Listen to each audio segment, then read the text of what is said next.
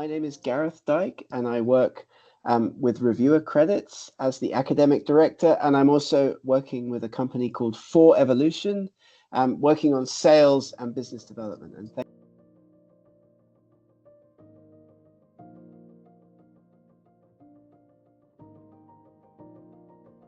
yeah, peer review week was really interesting this year because what we had, like as a panel putting peer review week together, was a number of options for like what peer review week would be about, like a different set of options, like for discussion. But by far, overwhelmingly, everybody in the community voted to talk about AI and the role of AI and AI powered tools in the peer review process. And it wasn't even close. We had four options, and the AI one was, by far the most popular option. So yeah, in terms of what was discussed, I think that really interestingly, the community is coming towards a consensus, in my opinion, that AI can be a really useful add-on to the peer review process, not replacing humans. I mean, I was involved in an event called, AI peer review and keeping humans in the loop. But, there's a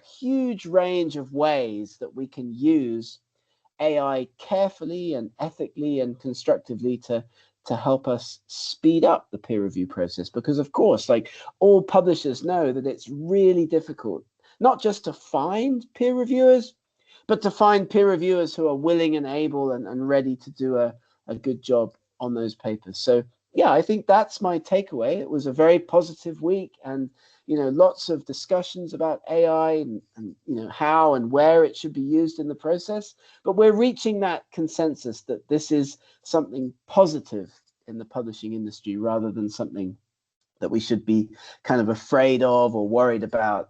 But there's lots of work to do, especially on the publisher side of things, I would say.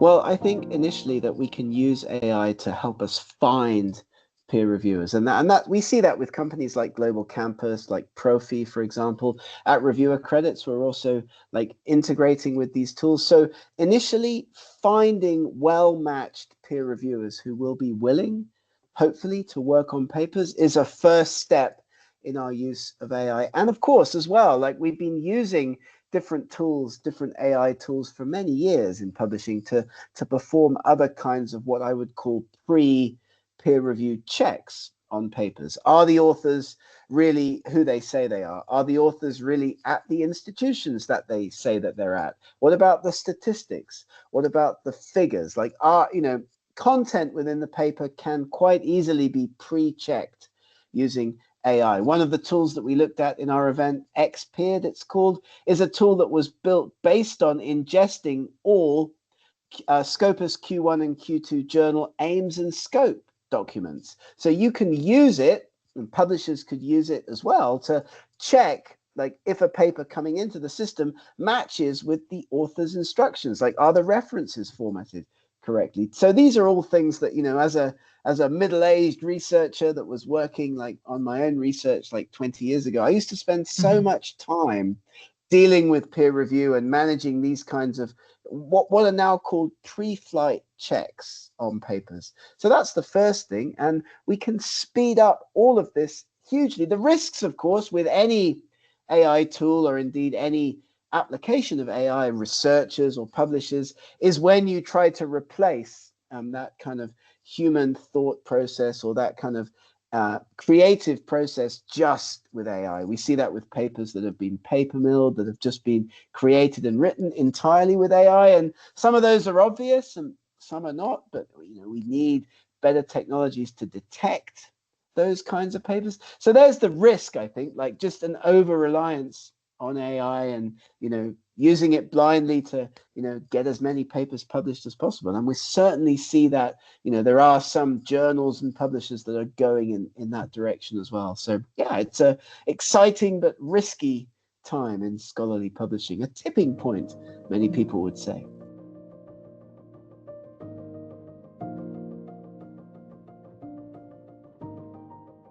Oh, there was one on diversity that I would have enjoyed like learning much more about and talking much more about actually during peer review week, because one of the big issues that we face at reviewer credits, and also we know this is an issue for publishers, is the fact that, you know, peer review is still dominated by people, researchers from certain parts of the world. So that would have been, I think, much more, we're kind of saturated with AI. And though I was very happy to spend like a week talking about it, listening to more events about it, it's not like we didn't have like lots of discussion before peer review week. So, you know, yeah, I mean, I don't know. I think that I'm looking forward to open access week, you know, next month, in October, and we can talk about something like a little bit different, because I mean, as a former researcher, like I worked as a researcher for 20 years. I'm a paleontologist. That's my background. Like the one change that I would make to peer review is to compensate peer reviewers properly. And that doesn't necessarily mean paying them for peer review. There's a whole structural change that needs to be made, because if you work as a researcher, you're just kind of expected to perform peer review. It's something that you do as part of your professional work. And there are a number of reasons why researchers feel that they need to do peer review, which we don't need to get into here. But I would love to see publishers, especially the big ones that have real influence over governments, over funding agencies, over libraries, really pushing for this to become part of proper academic assessment. And there's the reward for researchers. Doesn't have to be monetary, but in my 20 years as a researcher, I published 300 and